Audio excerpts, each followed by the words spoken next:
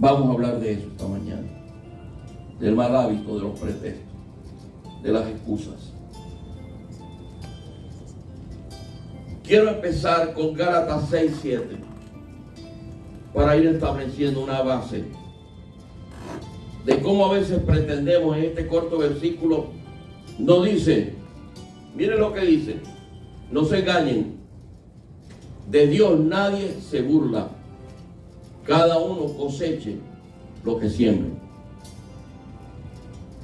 Amado, lamentablemente en el mundo de las excusas se hace tan cotidiano en nuestra vida que hasta en una simple conversación que tengamos con un hermano, con un familiar, con un compañero de trabajo, si usted se pone a detallar la conversación, parece algo como muy simple, pero quizás la mayor parte de ese diálogo está lleno de excusas. Por lo tanto, está lleno de ¿qué? De mentiras. Mentiras decoradas por la excusa misma. Ahora, Dios lo que quiere es que llevemos vidas sencillas, claras, transparentes. Qué lindo es cuando usted está tratando con alguien y aunque a veces parezca duro que a uno le expresen algo, pero aquella persona está hablando con tanta sinceridad que ya usted siente confianza con aquella persona. Miren, mis amados, a veces las personas creemos primeramente que estamos engañando a Dios. Ya lo acabamos de leer en Gálatas. A veces también creemos que estamos engañando a nuestro prójimo, a nuestro interlocutor. Déjeme decirle una cosa. No caiga en eso. Porque a la vez a veces hacemos como el ridículo. ¿Por qué? Porque usted está poniendo una excusa y quien lo está escuchando no se la cree. La deja pasar para no entrar en controversia, pero no le está creyendo.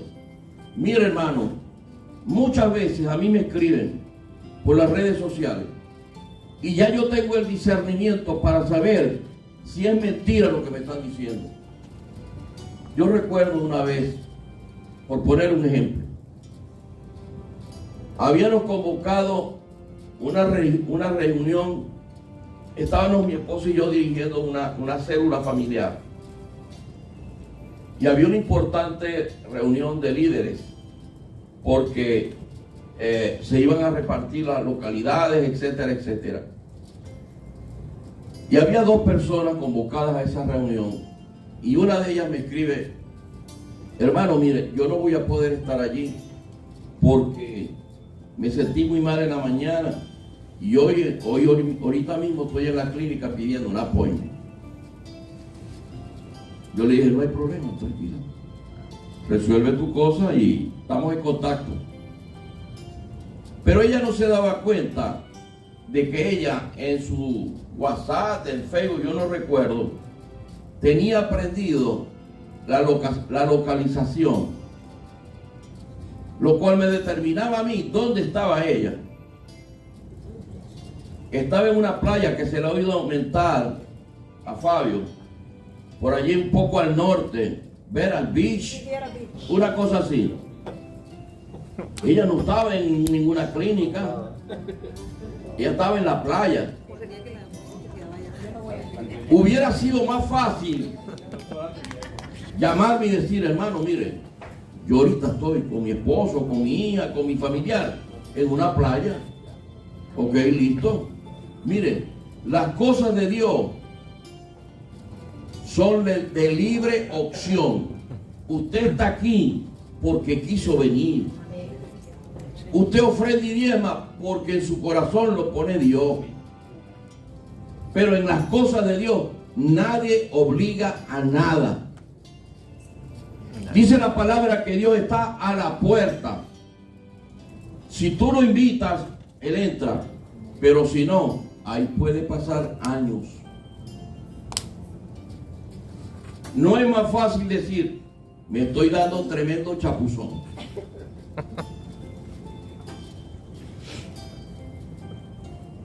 Yo siempre en esta semana a la hermana Ana le envío las canciones previamente del siguiente domingo.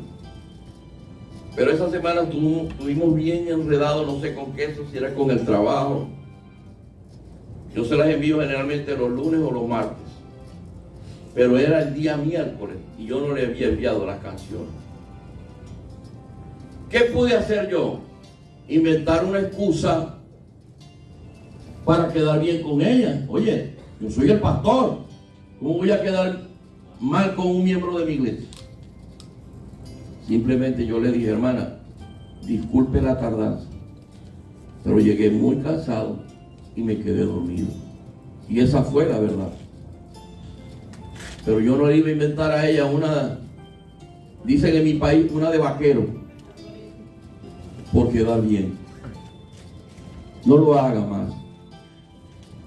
Yo me he hecho el propósito de no hacerlo más. Haga usted lo mismo, mi amado.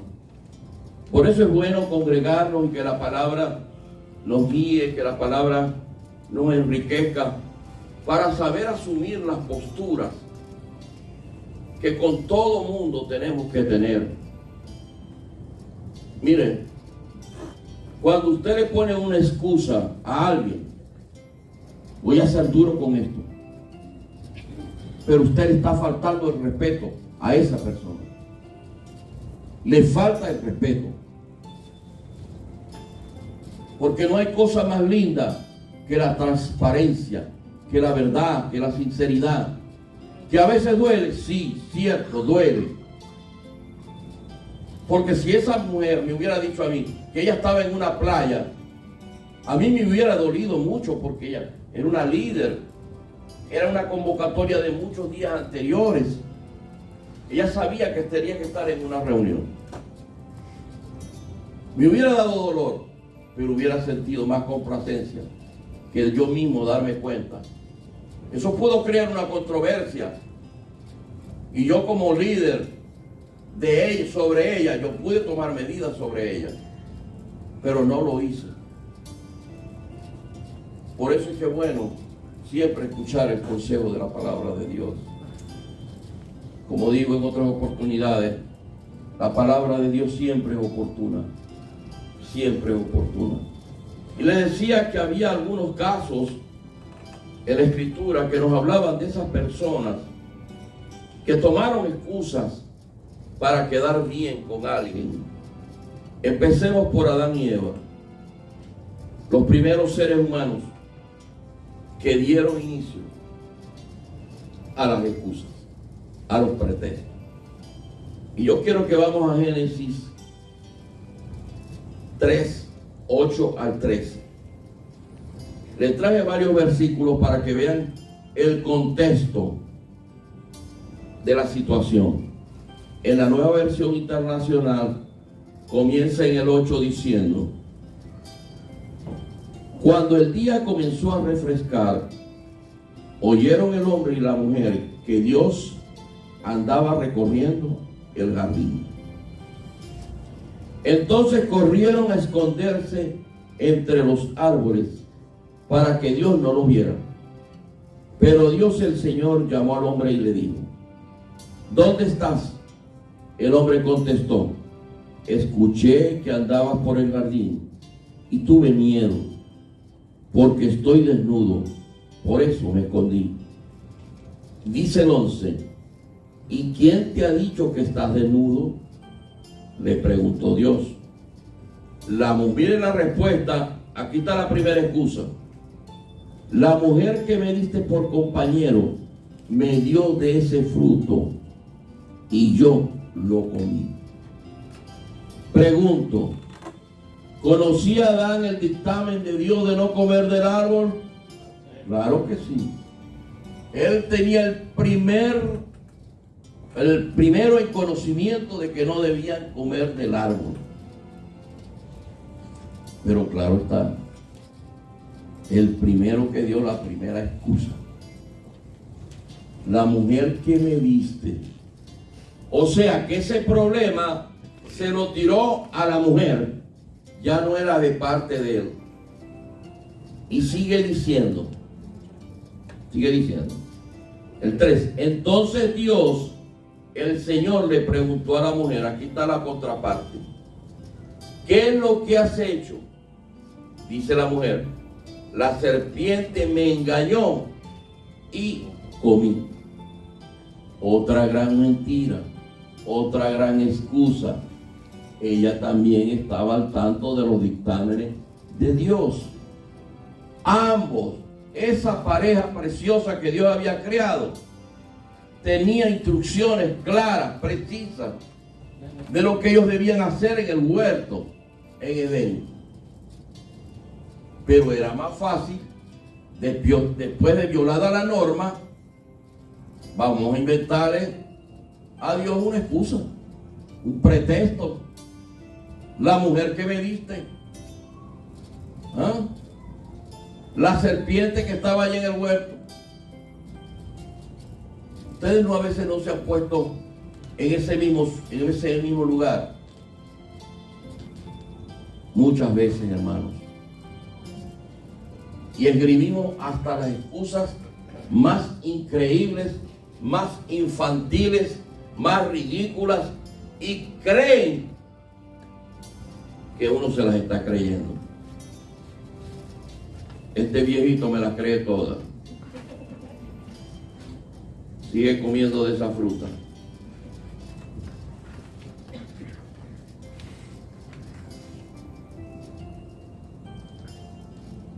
El caso de Moisés. ¿Quién no sabe lo líder que fue Moisés? Un bastión dentro del propósito de Dios para liberar al pueblo de Israel del yugo del pueblo egipcio, de Faraón. Todos conocemos la historia, pero en este hombre tan usado por Dios también hubo excusa. Vamos a Éxodo 3, del 9 al 11. Éxodo 3. Estamos trabajando con la nueva versión internacional. Mire cómo se mueve el escenario. Aquí hay un diálogo entre Dios y Moisés.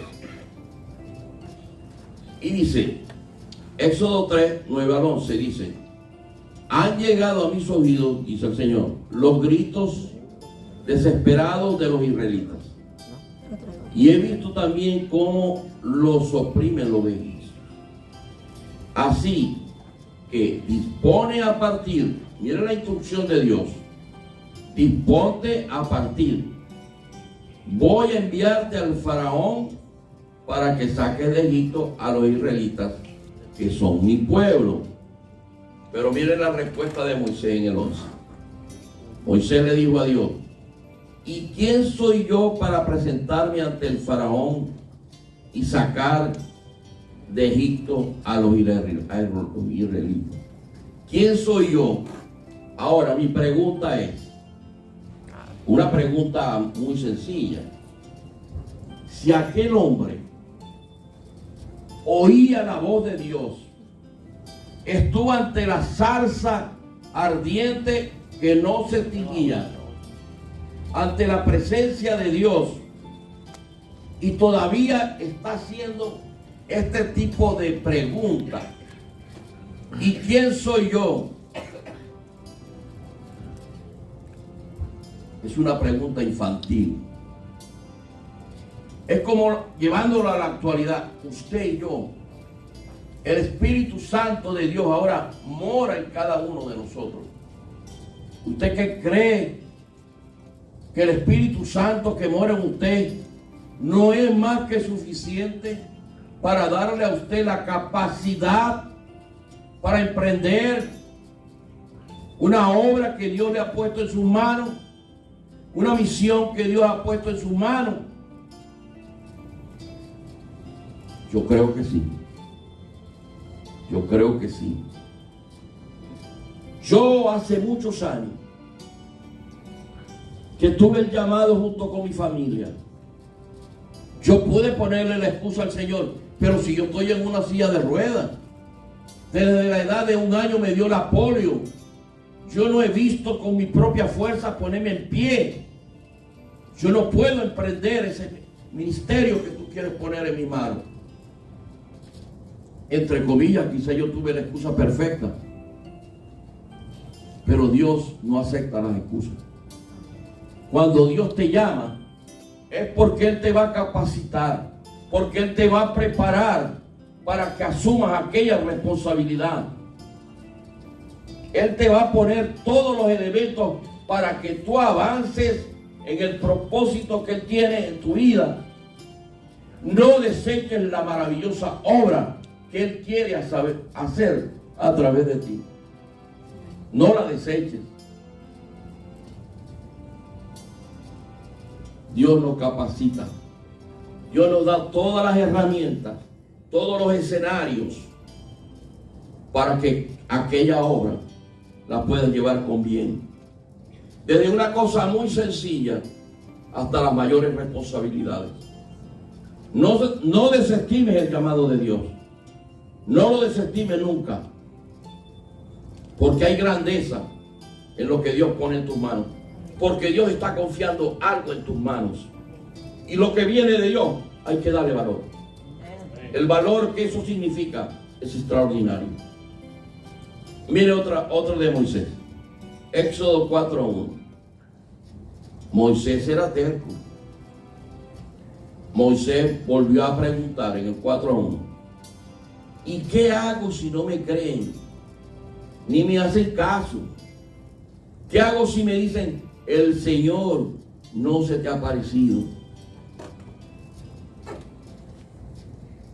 Hermanos, si Dios nos ha llamado, Dios nos va a respaldar. No mire la circunstancia en la cual usted se está moviendo. No la mire. Mire siempre su posición en Cristo Jesús. Hace algunos años atrás, el pastor Cabrera, al cual amamos y sé que aquí todos le amamos, él tenía ya una decisión fijada en su mente y en su corazón, consultada con su familia y consultada con nuestro pastor principal, el pastor Eduardo, en Miami. Y me dijo un día, él me decía, brother José, brother, me voy a retirar. Yo al principio se lo creí como muy a la ligera, pero él insistía y conversamos en conversaciones informales, siempre decía, me voy a retirar. Y él me ponía fechas tentativas. Estoy hablando de varios años atrás, hasta que eso se llegó a una realidad. Pero desde el primer día que él me manifestó eso, a la vez me dijo, el día que yo me marche de esta congregación, yo quiero que tú te quedes aquí. Yo quiero que tú te quedes en este lugar, porque Cristo así lo quiere. Yo lo siento en mi corazón y siento que los hermanos también lo sienten así. Pasó el tiempo, pasaron los años, hasta que eso se hizo realidad. Unos meses antes de que eso se llevara a concretar, él me dice, hablé con el pastor Eduardo, y el mismo pastor Eduardo me dijo, ¿y qué hay con José? ¿Aceptará él la posición de pastor en esa congregación? No habiéndole dicho nada aún el pastor Cabrera. Y el pastor Cabrera, aún sin consultarme a mí, porque no había nada en concreto, le dijo, yo sé que el hermano José desea encargarse de la congregación. Y el pastor Eduardo le dijo, no se hable más, esa es la decisión. El hermano José va a quedar como pastor en esa congregación. Pasaron los meses hasta que se llevó a efecto. Él inclusive había dicho para un tiempo más adelantado, luego lo adelantó hasta un día que me sorprendió de una manera que me dijo, la semana que viene me voy. Hasta ese día estoy como pastor. Hago este resumen, mi amado, porque si vamos 30 años atrás, ya en nosotros había un llamado junto con mi familia, pero tuvieron que pasar 30 años para que se concretizara algo. Y yo sé espiritualmente, y lo siento en mi espíritu, que es de Dios, pero también siento espiritualmente, y soy muy sincero, de que la mayoría de los hermanos que aquí se congregan me recibieron con amor, con alegría y con complacencia. Pero yo sé que aquí hay hermanos que no nos ven como sus pastores. Yo lo sé y lo siento espiritualmente, y yo sé por nombre y apellido quiénes son, pero yo los sigo amando. Como dicen en mi país, yo no soy monedita de oro para caerle bien a todo el mundo, pero aún así yo los amo, aunque vayan pulsando la carreta a lo contrario de la visión que Dios ha puesto en el corazón de mi esposa y en mi corazón, en sacar esta congregación adelante, en que se mantenga viva predicando la palabra del Evangelio. Yo siento que hay una oposición espiritual, pero el que me llamó es más poderoso que esa oposición. Amén.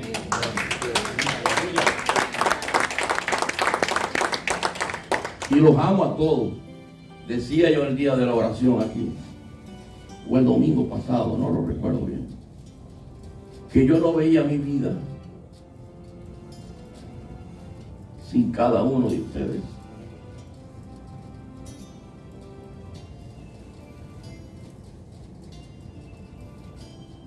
Mi vida es Cristo, y yo lo amo, y como consecuencia de ese amor, yo los amo a ustedes. Mi vida está consagrada al Dios viviente, pero a la vez está consagrada a ustedes también. Los amo mucho. Y de lo poquito que yo tengo y que puedo darle espiritualmente, se lo doy. Como dijo Pedro, yo no tengo plata ni oro, pero de lo que tengo te lo doy. Recíbelo con amor, con mucho amor. Bueno, dejemos eso aparte. Estamos hablando de estas palabras. Mire lo que dice en el 4, Éxodo 4:10. Mire otra excusa que pone Moisés. Recuerden que estoy leyendo la Nueva Versión Internacional. Y dice, Señor, yo nunca me he distinguido por mi facilidad de palabra, objetó Moisés. Y esto no es algo que haya comenzado ayer, ni anteayer, ni hoy, que te dirías a este servidor tuyo. Francamente me cuesta mucho trabajo hablar. Voy a decirles una cosa. Como ministro del Señor uno tiene que pensar mucho a quién va a montar en el púlpito para que abra un servicio, para que ore por las ofrendas. Pero yo no me caracterizo por pensarlo tanto. Yo soy de los que opinan que hay que darle oportunidad a la gente para que se desarrolle, para que pierda el miedo escénico, como dicen por ahí. Yo tenía un pavor del miedo escénico, en el aspecto del miedo escénico, mejor dicho. Y mi esposa, ella siempre comenta por ahí a forma de broma, que cuando nos conocimos nuestro diálogo era, yo le sacaba a ella las palabras con cuchara. Y mi diálogo con mi esposa, la que es mi esposa, era una interrogación. Y ella es nacida en Colombia, yo nací en Venezuela, y nos conocimos porque mi padre tenía una empresa que importaba alimentos de Colombia. Y en una de esas misiones que fuimos a Colombia a buscar alimentos, Nos bajamos en un hotel donde ella trabajaba y ahí yo la conocí. Y bueno, hubo ese, ustedes saben lo que son parejas, hubo esa conexión allí. Sí. Pero lo que les quiero decir es que luego que ella, al año y pico, como a los 2 años, no recuerdo, ella se fue a vivir a Venezuela con su hermano mayor. Y ese primer diálogo, y a mí que me gustaba hablar, pero... Y todo era sí, no, sí, no. O sea, era como que te llevaran a la policía y es un interrogatorio, tú sabes. Y yo a veces me cansaba porque yo decía, pero es que no puede hablar nada. Pero bueno, Dios es bueno y Dios fue cambiando su manera de ser y hoy en día ella se expresa libremente. Ahora, ¿quién la capacitó a ella? Dios. Dios puso en ella esa gracia, esa elocuencia para ahora de una manera sencilla hablar en público. Y así es cada uno de mis hermanos. Y yo me contento mucho cuando el servicio lo abre Petra, cuando lo abre Melissa, Jorgito, hoy lo abrió por primera vez Jorge. Y me gustó también como lo abrió. Lo ha abierto también Carolina. Y tengo los planes para abrir el servicio a otras personas. Y por ahí se han inventado excusas. Y como dice el del chavo, te estoy mirando, pero no, fuera de broma. Yo creo que hay que darle oportunidad a la gente para que se desarrolle. Y creo firmemente que cuando usted tiene un corazón sencillo, un corazón con desprendimiento, Dios lo va a preparar. Amén. Y siempre le doy, claro, algunos consejos, por supuesto. Pero qué lindo es cuando usted ve a un hermano que de manera, palabras sencillas, puede abrir un servicio, puede orar por una ofrenda, va creciendo espiritualmente y se va dando cuenta que no va a poner excusas porque Dios lo puede usar en la obra, en su obra. Amén. Amén. Qué bueno es Dios que nos está hablando esta mañana. Y también, ya para finalizar la parte de Moisés, dice en Éxodo 4:13, como Moisés para cerrar con broche de oro, dice: Señor, insistió Moisés, te ruego que envíes a alguna otra persona. O sea, Moisés puso todo tipo de excusas, todo tipo de trabas para hacer la obra que Dios le había encomendado. Pero qué bueno es Dios que Moisés se dio, comprendió de que él era más que suficiente para emprender aquella empresa tan maravillosa, tan grande, de ir a rescatar a su pueblo de las manos de Faraón. Amén. Tenemos el caso también de Jeremías, uno de los profetas más conocidos, más grandes de todos los tiempos, y que al comienzo de su ministerio también puso algunos tropiezos allí. Jeremías 1, del 4 al 6. Mire esta palabra del Señor tan linda. Jeremías 1, 4, 6. Y dice, en la versión lenguaje actualice: Dios me dijo, yo te elegí antes de que nacieras. Te aparté para que hablaras a mi nombre, en mi nombre, a todas las naciones del mundo. Pero miren lo que dijo Jeremías: Dios Todopoderoso, yo no sé hablar en público y todavía soy muy joven. Quiero hacer aquí un apartado. Ese joven que ven en la cámara es nuestro hijo menor, pero en la edad de 18, 17 años, 18 años, el Señor lo llamó al ministerio, lo llamó con propósito. Y en esos primeros tiempos era un enamoramiento de mi hijo con el Señor que nos no solamente que nos sorprendió, sino que era algo tan maravilloso. Ver a aquel joven tan entregado en los caminos de Dios. Y Dios no se equivocó con él. Al poco tiempo Dios lo movió a Oklahoma City, donde Dios puso bajo su responsabilidad un ministerio, y allí estuvo alrededor de 10 años. Y lo preparó. Y mire cómo es Dios. Y ya vuelvo al aspecto personal. ¿Cómo es Dios? ¿Cómo son los proyectos de Dios a futuro? Que volviendo al caso de mi esposa y mío en el ministerio, el pastor principal, cuando yo hablé con él y que nos dieron la aprobación para ya ser como pastores de esta iglesia, yo le comenté, yo tengo a mi hijo también que va a trabajar con nosotros. Y él me dijo, no me ha dado mayor alegría que esa. Qué satisfacción tan grande que tu hijo, que tiene una gran experiencia, pueda trabajar contigo en la obra, apoyarte.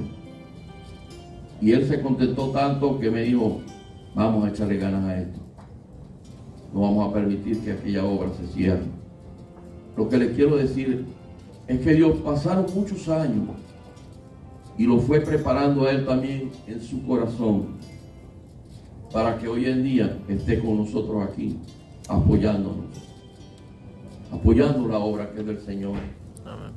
Y Dios lo trajo de Oklahoma otra vez a este estado. Y aquí estamos, echándole ganas conmigo, echándole ganas a esa obra maravillosa de nuestro amado Dios. Otro caso muy conocido, y esto lo voy a leer un poquito más rápido, porque quiero que lean el contexto del caso del rey Saúl, muy conocido. En 1 Samuel 15, del 17 al 25, vamos a leer. 1 Samuel 15, 17 al 25. Traje todos estos versículos, aunque entiendo que la mayoría entienden y comprenden todo lo que fue la falta de Saúl, su desobediencia, su rebeldía contra Dios. Voy a leerlo para luego concentrarme en uno o dos versículos. Desde el 17 dice, entonces Samuel le dijo, ¿no es cierto que aunque te creías poca cosa, has llegado a ser el jefe de la tribu de Israel? ¿No fue el Señor quien te unió como rey de Israel y te envió a cumplir una misión? Él le dijo, ve y destruye a esos pecadores, los amalecitas. Atácalos hasta acabar con ellos. ¿Por qué entonces no obedeciste al Señor? ¿Por qué echaste mano del botín e hiciste lo que ofende al Señor? Yo sí le he obedecido al Señor, dijo Saúl. He cumplido la misión que me encomendó. Traje prisionero a Agag, rey de Amalek, pero destruí a los amalecitas.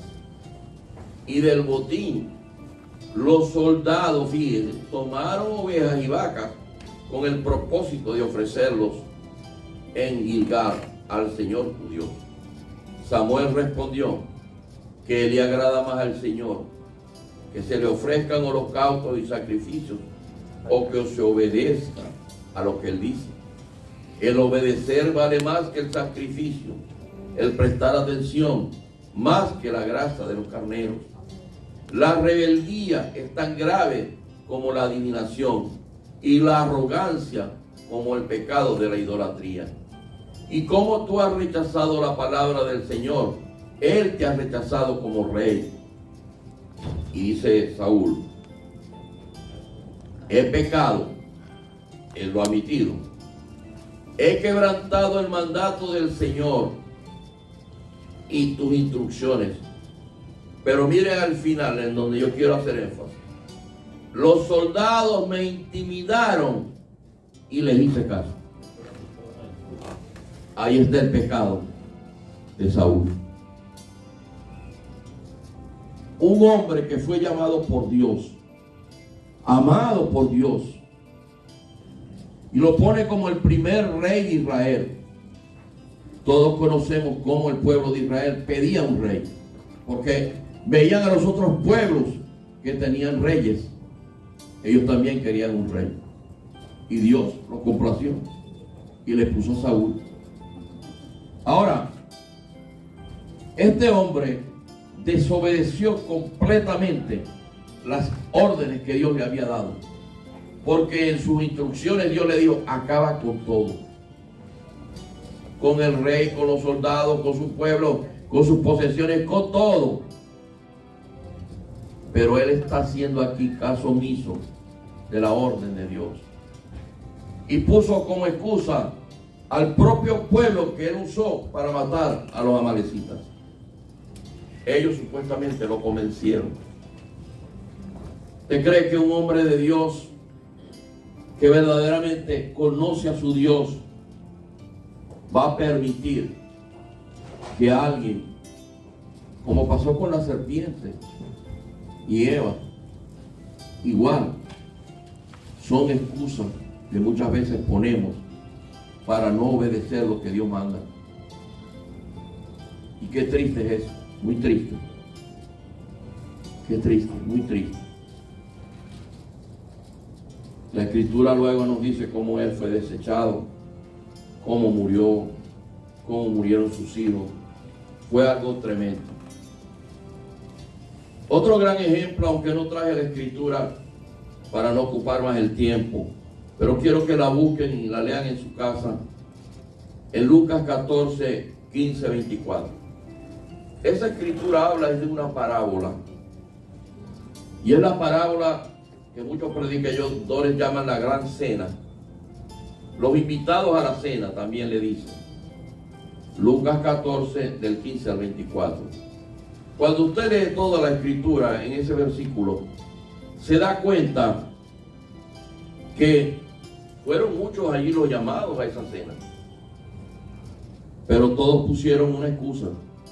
El uno se estaba casando, el otro había comprado una tierrita por allá y tenía que ir a trabajar, los otros compraron unas yuntas de bueyes allí. Todos pusieron una excusa. Y quizá la gran interrogante para todos estos casos, y es lo que yo quiero también destacar, mis amados,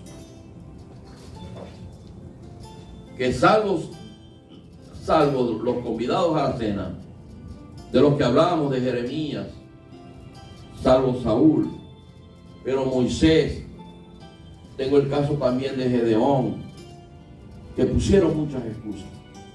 Pero lo maravilloso de todo esto, que también hubo algo en estos hombres de Dios. Pusieron excusas en un inicio, pero luego rectificaron.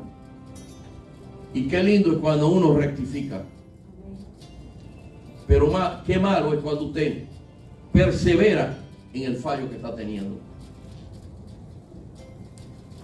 Porque nos equivocamos, todos erramos, le faltamos a Dios mucho, pero qué lindo es rectificar y ponernos a cuenta con Dios.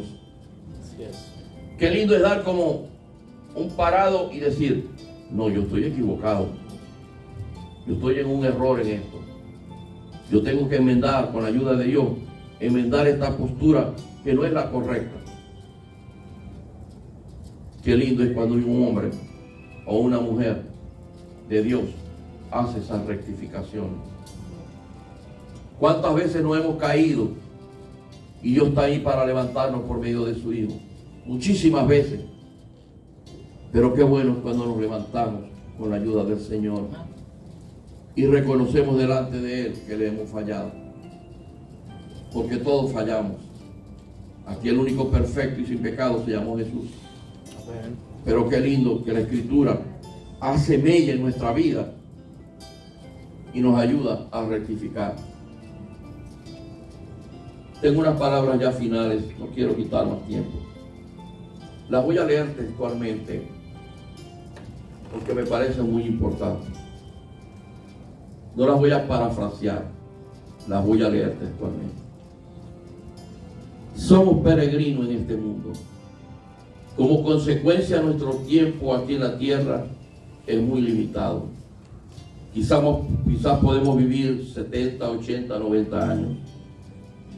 Tenemos que aprovechar este tiempo precioso que nos ha regalado el Señor, sabiendo y entendiendo que un día estaremos delante de Él y que en ese momento sí no tendremos manera de excusarnos. Debemos comprometernos a obedecerle y a servirle sin condiciones, sin reserva, con todo lo que somos, con todo lo que Él nos ha dado, con los atributos, dones y talentos, para ponerlos a la orden de su obra. No tenemos excusa delante de Dios. Él lo dio todo por nosotros. ¿Por qué no vamos a obedecerlo? ¿Por qué no le vamos a servir? Tenemos dos caminos: seguir con los pretextos engañosos, confiando que podemos engañar a Dios o a nuestros semejantes, o con humildad de corazón presentarnos delante de Él y pedirle perdón por esas excusas que hemos tenido a dar. Ahora, comencemos una nueva vida transparente y que verdaderamente honre a nuestro Señor y Salvador. Antes de finalizar, quiero dirigirme a los que nos ven por las redes sociales. Esta mañana es una mañana linda, preciosa, que Dios ha apartado este tiempo para hablar a tu vida, para hablar a cada uno de los que estamos aquí presentes. En cualquier parte del mundo que tú te encuentres, si este mensaje ha tocado tu corazón, ha tocado tu vida, hay una oportunidad en Cristo, hay esperanza en Cristo. Es una bonita oportunidad para que tú le recibas en tu corazón. El Señor es el camino, la verdad y la vida, y fuera de Él todos estamos perdidos. Dios te recibe con sus brazos abiertos. Si puedes conmigo repetir esta corta oración y decir: Padre majestuoso, en este día maravilloso tú has hablado a mi vida. He estado dando vueltas por el mundo, violando tus estatutos, tus normas, siéndote infiel, haciendo de mi vida una vida de rebeldía, no agradándote. Señor, pero he comprendido a través del mensaje que el Cristo glorioso es más que suficiente en mi vida, que el sacrificio que hizo en la cruz me limpia de pecado y me da la vida eterna, me justifica delante de Dios y me abre esa puerta maravillosa de vivir contigo en la eternidad. Yo sé que tú me puedes perdonar. Yo sé que tú puedes redimir mi alma. Señor, te pido, te ruego, que el día que me presente delante de ti, mi nombre esté escrito en el libro de la vida. Amén. Gracias, Señor. Gracias. Amén. Les amo mucho, mucho, mucho en el amor de Cristo.